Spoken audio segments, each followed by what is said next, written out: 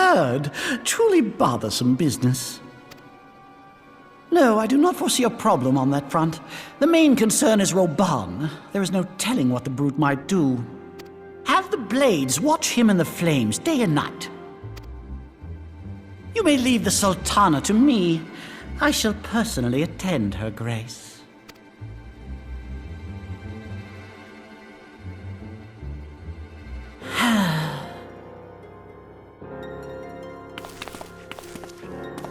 Sever one of the East Aldenard trade routes. That ought to keep Lolorito occupied for a while.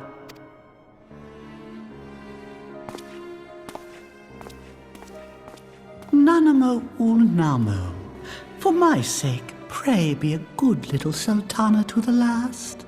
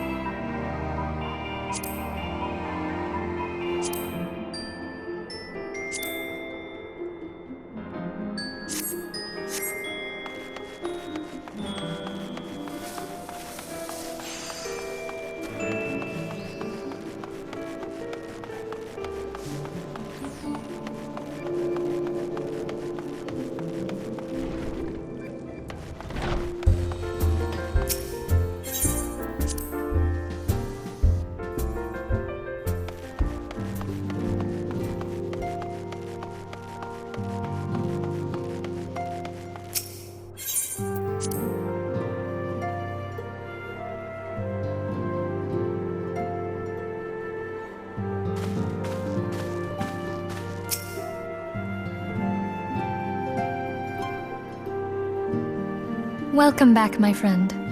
I have already received word from Alfino. To think that Flame Marshal Huayu was the Garlean agent. I know not what to say. Together with Robon, Aline lent us much-needed aid at the time of our Order's founding. She was particularly passionate about the need to tackle the primal threat. When we discussed the subject, her eyes fairly shone with determination. Whatever else she may have been, I choose to believe that it was her true self with whom I spoke then. But now is not the time to dwell on such matters. I have an important announcement to make regarding our effort to defeat the Ascians. We shall begin as soon as everyone is assembled.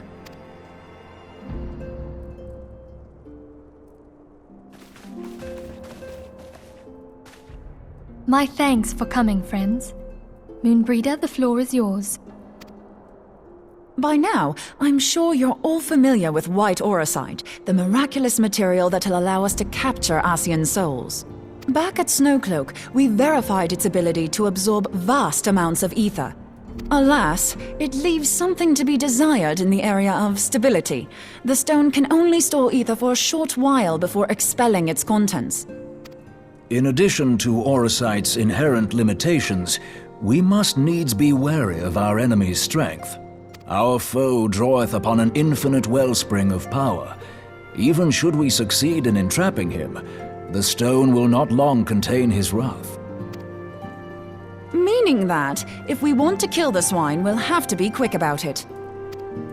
'Tis our belief that an Ascian soul may be permanently undone, if smitten by a sufficiently concentrated burst of pure ether. The only trouble is, we can't say for sure how concentrated the burst needs to be. Without knowing how much ether an Ascian soul is composed of, we're basically guessing. Our sole clue lieth in thy struggle with La Hebrea. During that encounter, Heidelin bid you forge what she called a Blade of Light, a weapon which took the form of a luminous stream of energy. Based on your description, we believe the blade with which you vanquished your foe was composed of ether. Admittedly, your victory proved ephemeral, as La Hebrea was able to use a crystal of darkness to flee into the space that lies between our world and the void. The fact remains, however, that Heidelin placed the means to destroy the Ascians in your hands. Be that as it may, it would be unwise to assume that she will do the same when we next encounter such a foe. Quite so, my lady. We must needs find the means to forge our own blade of ether, one to equal that which Heidelin did benevolently bestow upon her champion. That is all well and good, but it seems to me that producing such a blade will require a prodigious quantity of ether. Whence will it come, pray tell? Oh, what if we had 2 pieces of white orisite? One to trap the Ascian, and the other to store the ether for the blade. Oh, nice try. But it's as I said, the stone won't hold ether for any length of time. We'd still need to collect the stuff there and then, sorry to say. And therein lies the rub. Finding a way to create the blade whenever and wherever we choose. It would seem more research is in order. I'm going to linger a while, perform a few more tests on the Orisite. And I could do with some help. Eorzea, why don't you lend me a hand? Mine apologies, but I am required at the Waking Sands. Lady Minfilia hath given me sole charge of the premises. 'Twould be unseemly to leave them unattended. Sole charge, you say? So you're basically alone there, then? Well, that settles it. I'll just have to come to you.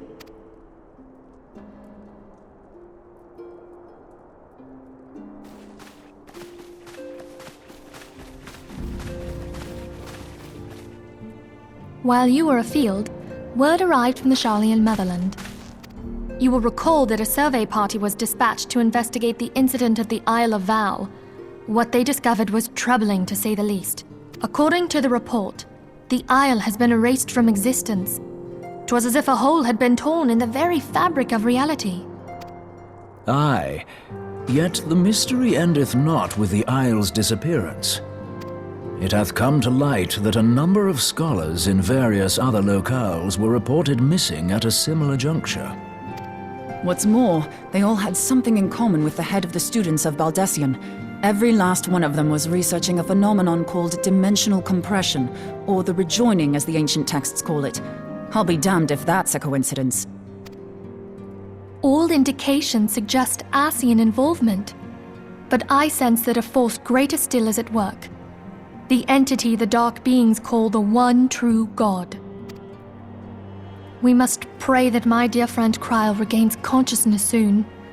If she bore witness to the Isle of Val's final moments, she may be able to shed some light on this mystery.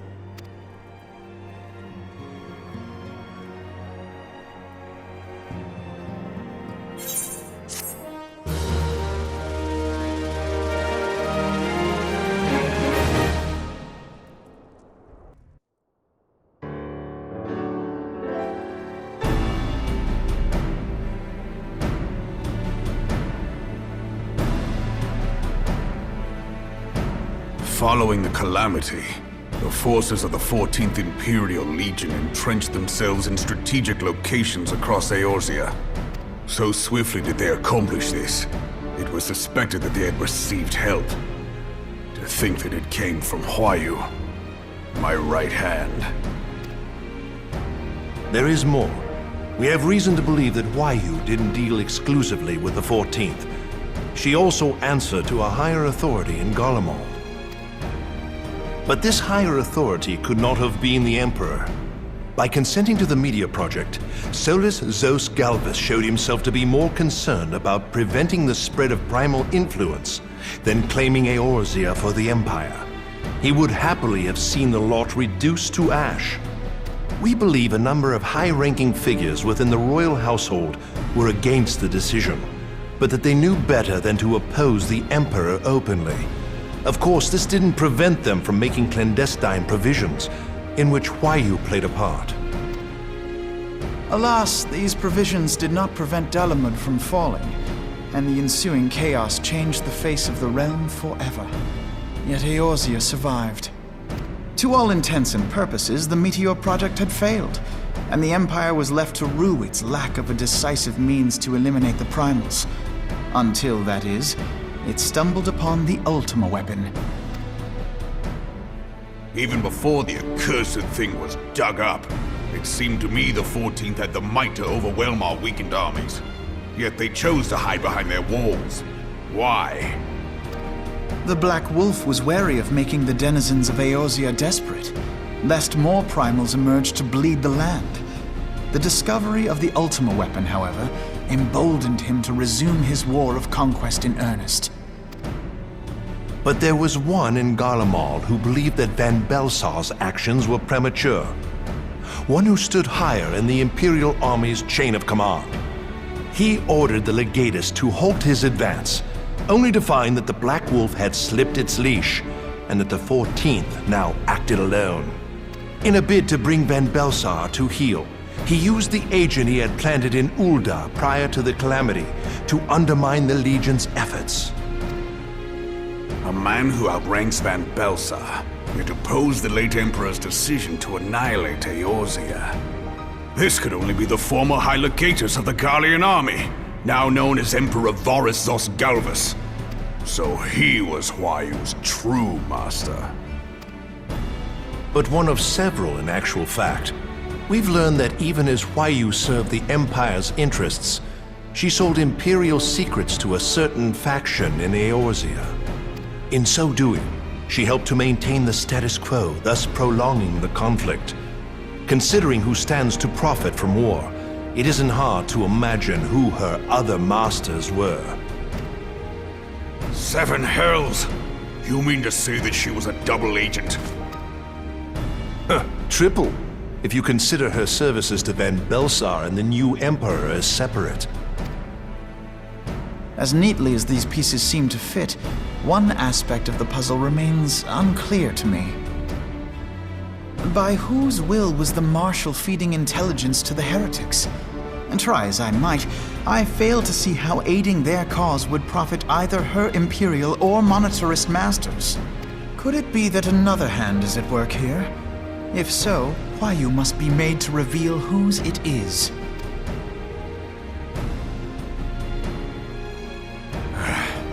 Not only have I lost a trusted friend, now I must interrogate her as a stranger. Not a pleasant task, I grant you, but a necessary one. Unless we weed out the ivy, root, stalk, and stem, it will simply grow back. I know that full well. Those closest to Huayu have already been detained, and I will question them alongside her.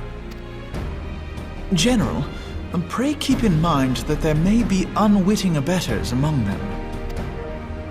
All will be treated fairly. On that you have my word. Those who are innocent have no cause to fear. You have ever been a friend of truth, General. I hope the unpleasant task of weeding out falsehood will not detain you too long. Though it be for the sake of Eorzea, doubting one's comrades is poison to the soul. And with that, I take my leave.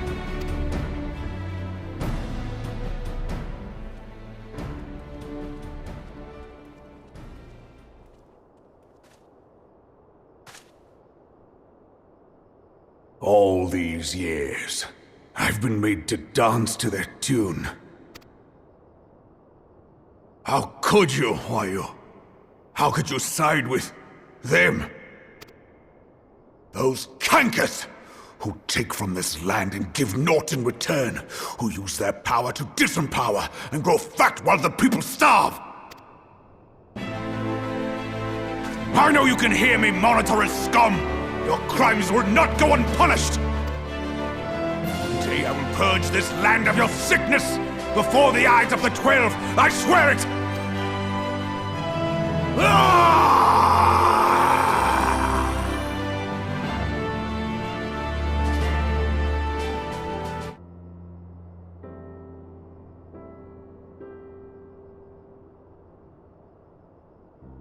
I shall have no further need of you this day. Your Grace.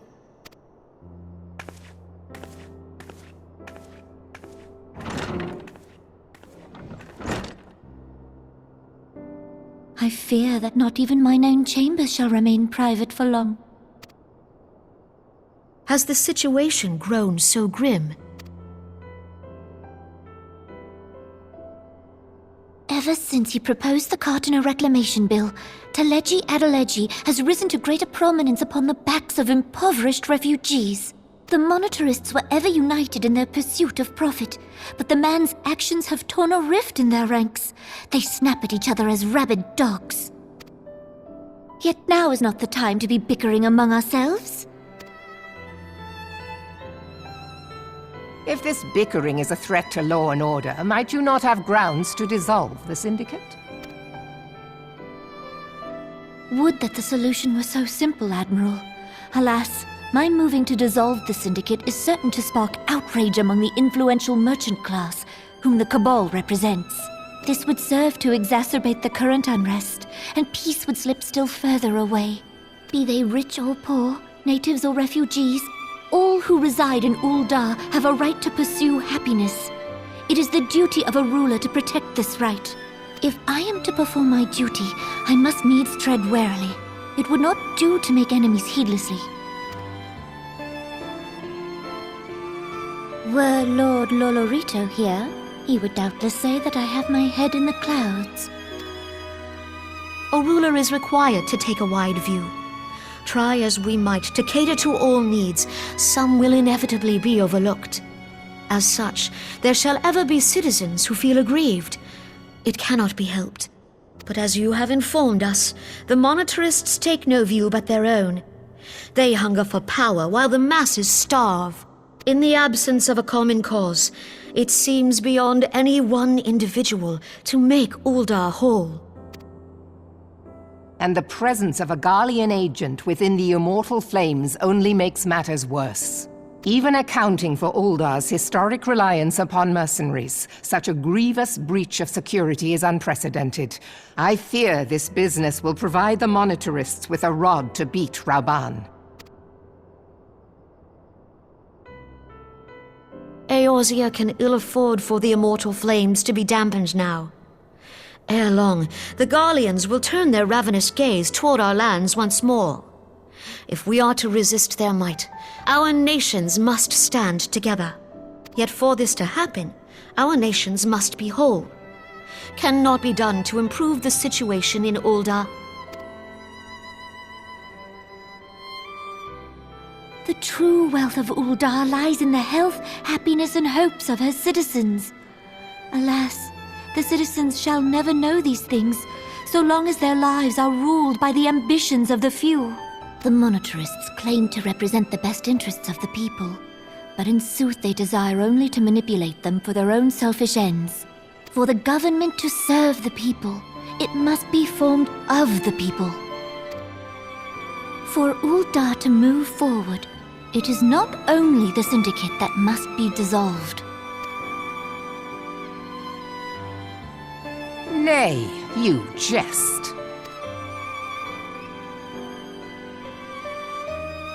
My friends, it was for no other reason than to make known to you mine intent that I requested your presence here. When I make my declaration to the people, chaos shall inevitably ensue. As the last monarch in the line of Ul, I make unto you this request. Help Roban to preserve order and protect the people. Forsake them, and you forsake yourselves. For a strong Eorzea will ever have need of a strong Ul'dah.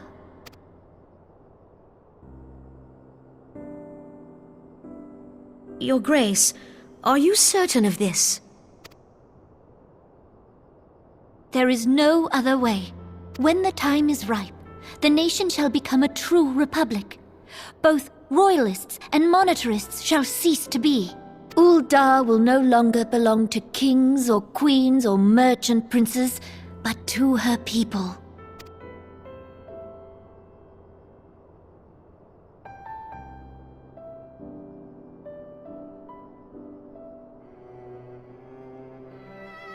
Roban, forgive me for casting aside all that you have toiled for in my name. Beyond this gesture, I am powerless to help my subjects.